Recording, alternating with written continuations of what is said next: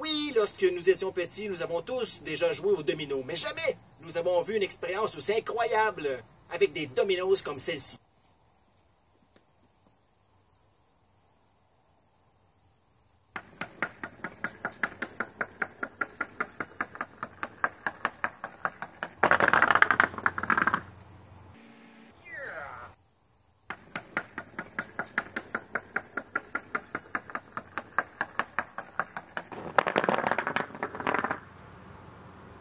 Alors, je sais que vous êtes totalement subjugué, mais pour comprendre ce phénomène double effet domino dans un sens et dans l'autre, vous devez d'abord retrouver le bon chevauchement des briques l'une contre l'autre, pour ensuite les soulever, pour créer l'effet domino ensuite dans un sens et dans l'autre.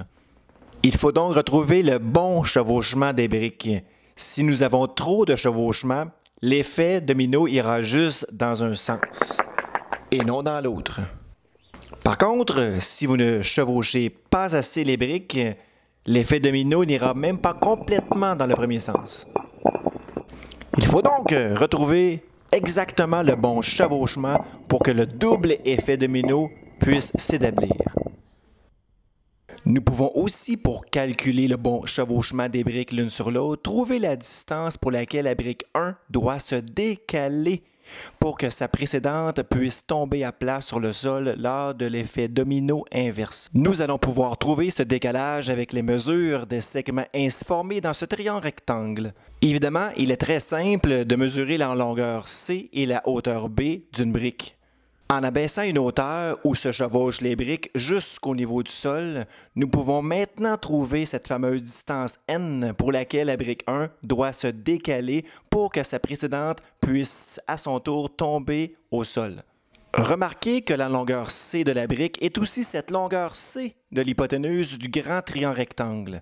En effet, lorsque la brique 1 tombe au sol, ce coin se déplacera vers la droite, laissant ainsi libre la brique précédente à tomber au sol. Grâce à la trigonométrie, nous pouvons dégager aisément 4 relations métriques dans ce triangle rectangle. Nous pouvons aisément trouver, grâce à la dernière relation, B carré égale NC, la distance N pour laquelle la brique 1 doit se décaler de sa précédente pour qu'elle aussi puisse tomber. Dans mon cas, cette importante distance N doit être de 1,7 cm pour obtenir l'effet domino rétro si désiré, car dès qu'une brique se décale de 1,7 cm de sa précédente, celle-ci peut tomber, amenant la brique qui lui précède à tomber à son tour et ainsi de suite. Finalement, si vous voulez créer vous-même cet effet double domino, chacune des briques doit donc se décaler d'une distance N équivalente à la hauteur d'une brique au carré divisée par sa longueur. Enfin, si nous voulons réaliser cette belle expérience, nous pouvons aussi facilement mesurer le chevauchement idéal des briques l'une sur l'autre. Comme vous le remarquez, un simple calcul lié à Pythagore nous amène à trouver le chevauchement idéal, soit ici noté par la distance D, entre nos briques. Pour moi, c'était de 0,9 cm.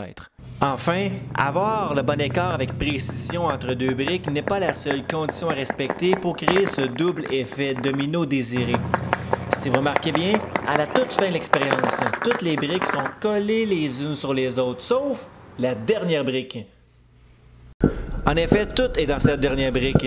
Comme cette dernière brique n'a pas de brique devant elle, lorsqu'elle a tombé, elle a pu s'écarter de l'avant-dernière brique, ce qui lui a permis à cette avant-dernière brique d'avoir l'espace nécessaire pour tomber, et ainsi de suite faire tomber les briques qui précédaient, créant ainsi l'effet rétro tant désiré. Honnêtement, j'ai eu vraiment beaucoup de plaisir à réaliser cette capsule car on se tanne, on se lasse jamais à regarder ce magnifique phénomène.